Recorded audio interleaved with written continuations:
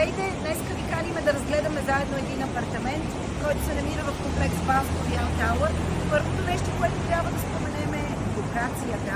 Моля, разгледайте.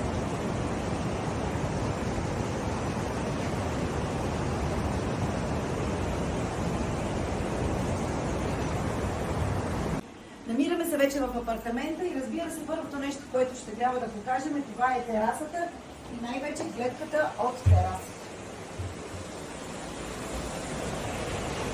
Апартаментът е с източно изложение и от него можете да следите всяка сутрин какво е положението на строителството. Виждате, апартаментът е след основен ремонт и настоящите собственици са помислили за всяко нещо в този апартамент, за да може вие или вашите гости да се чувствате удобно и максимално комфортно.